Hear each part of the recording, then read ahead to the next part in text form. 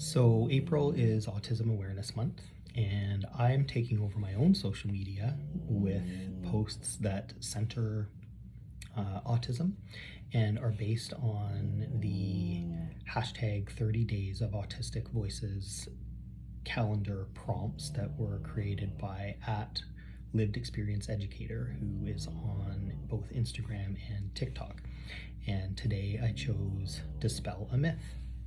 So the myth that I want to address is that autism always looks like the Hollywood style stereotypes. Now, I hate to admit this, but I actually fell prey to this particular myth, among others, for the better part of my life. I can't count the number of times prior to my very late diagnosis that I said, I think I'm autistic. But I always said it with this kind of tongue-in-cheek, yeah, I do, but not really kind of energy around it. Because I always recognized and resonated with so much of what I had heard about autistic experiences.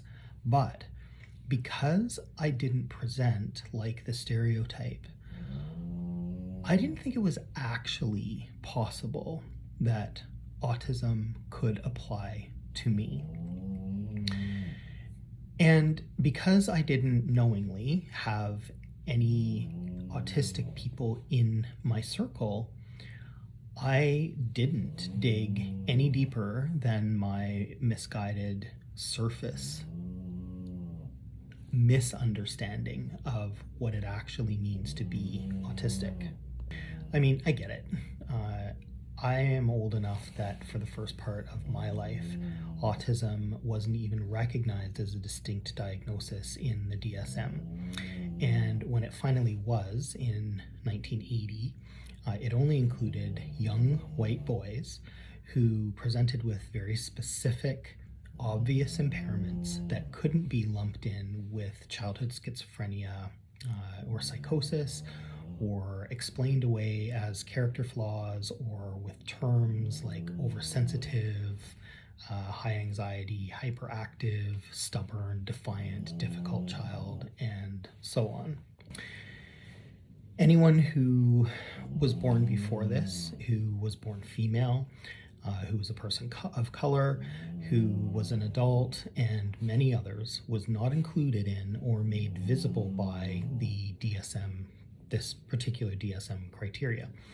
And even now, decades later, those of us who don't present as the stereotype, those of us who have largely invisible support needs, those of us who are high masking, and many others again, are habitually missed, misdiagnosed, undiagnosed, or dismissed completely due to ignorance, misinformation, stereotypes, stigma, and general disregard. The first time I came across an autistic person who looked like me, I broke down and I sobbed for, well, a really long time. I don't think I have ever experienced such relief, such disbelief, such grief, such awe, such affirmation, such hope, and such a sense of belonging, all at the same time, either before or since. And it was like everything in my entire life suddenly made a kind of sense that no amount of effort or self-reflection or therapy or self-deprecation or striving ever had or ever could have afforded me. I mean, here was someone who was intelligent and articulate, a accomplished and for all intents and purposes looked normal, here was someone who made eye contact, who cracked jokes, who had empathy, here was someone who was living independently, who was married, had children, pets that they were taking care of. Here was someone who wasn't flapping or spinning or reciting numbers or any number of other things that can be part of some autism profiles, but don't define autists as people. Here was someone I could imagine having dinner or coffee with as a friend or a colleague, not as a caretaker or a support person. And you know, saying that out loud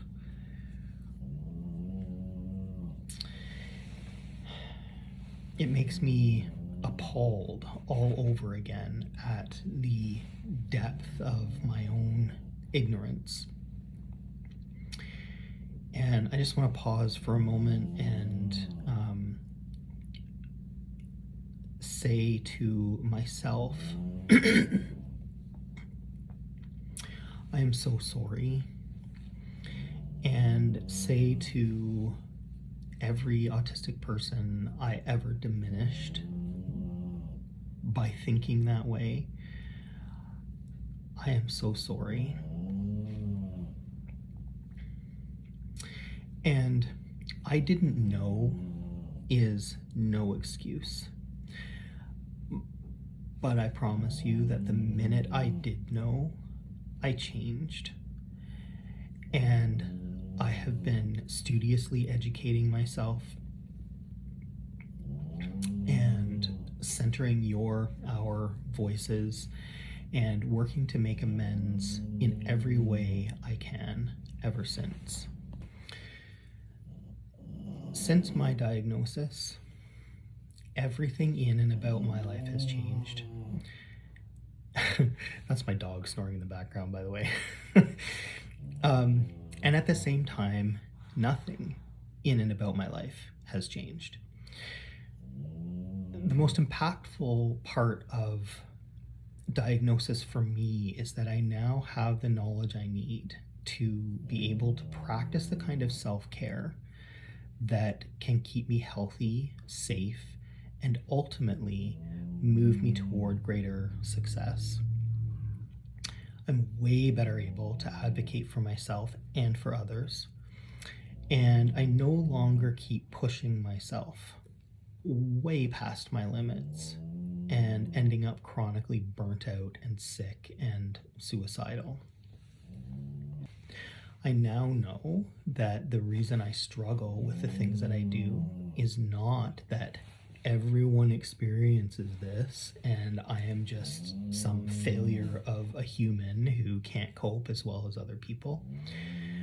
The reason I experience so many things that I do is that I am a PDA autistic, and I have an uncommon, sometimes challenging and often beautiful neurotype that creates certain conditions in my brain and my nervous system that require specific care.